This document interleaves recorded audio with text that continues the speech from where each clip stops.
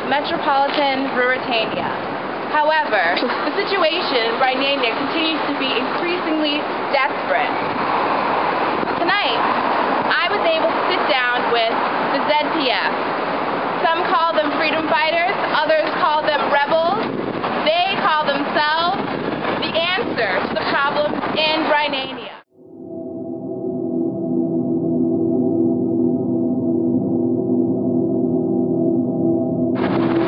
Tonight we talked about rebels, human rights, women in leadership, and United Nations with regard to the peace talks. It was a compelling interview. Join me now for the Cyberian Times exclusive. Could you please state your names and your positions for the record? Commandante Moji, Subcommandante Bartikov of the Zaharian People's Front. Thank you. So tell me, what are your opinions about the ceasefire agreement between the PFLZ and the Rhinanian government?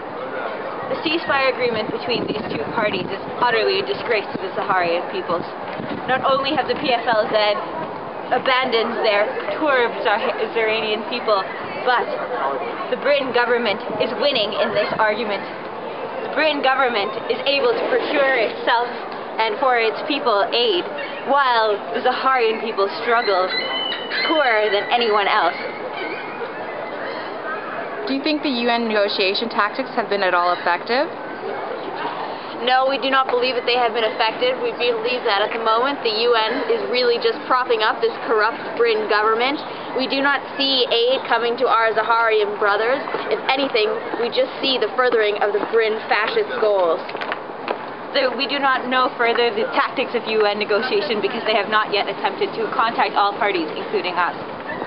What is your response to this month's audacious attacks in Diku and the Rhinanian capital? We do not believe that the attacks were in favor of our situation.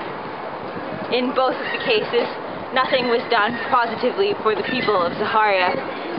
While we do not have any official stance on these attacks, we cannot say whether we condone or decline them because we do not know exactly the context in which they occurred. Well, all the other rebel groups have condemned them and have not taken responsibility for them, so it stands to reason that you may be responsible for those attacks. Well, there's no way that we're responsible for the attacks because upon close review of all of the rebel position armies, there is no possible way that the ZPF could be anywhere near any of those places. We do not have necessarily any military command in those areas, and it makes no sense whatsoever for us to be the ones that was doing it. What is your relationship with local human rights actors? We have been in close contact with many human rights groups. We have been working with Sahar Aid. We have the ICRC in our area. Unlike what the Rhinanian government would like you to believe, we are not simply a terrorist group. We are looking to further the aims of our Zaharian people and get them as much help as we possibly can. We are, furthermore, the only insurgent group to have been in contact with the ICRC and the only insurgent group to be receiving a camp through ICRC. We have also complied with all of their agreements for the prisoners of war's recommendations, and they will be establishing camp for further aid, the only group.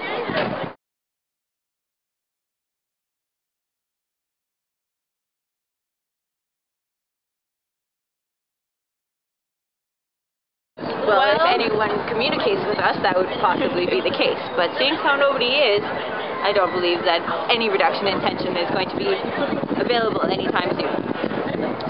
Speak to me about the position of women in Rhinania, specifically Zaharian women.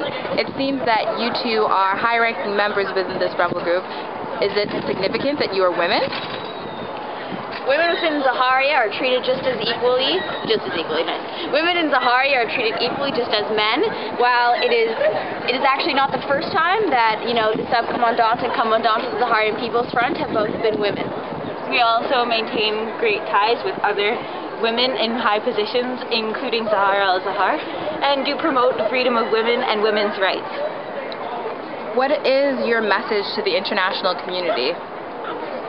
We want the international community to recognize the Britain government's illegitimacy, not only as an oppressor of our peoples, but as a bad government in general.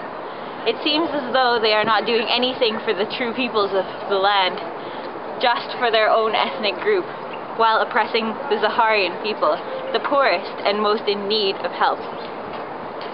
And finally, if you could send a message to Zahara al-Zahra, what would you say? We would say, do not fear. We are here. We are fighting for your freedom, and we are fighting for the freedom of our people everywhere. We are so sorry that you have had to spend years languishing in a government prison, and we will fight as best we can to release you. What is your relationship right now with the United Nations, more specifically with Rosemary Quibb? We currently do not have any relations with the SRSG. We have attempted to contact many members of the United Nations, though several times they have delayed contact due to false things that have happened to them, such as not being able to get in contact with Concordia, an irrelevant thing anyways in our case. We do feel that the United Nations is operating to legitimize the illegitimate Bryn government, and this can be seen in their non-attempt to contact the ZPF. Long live Zaharia! Long live Zaharia!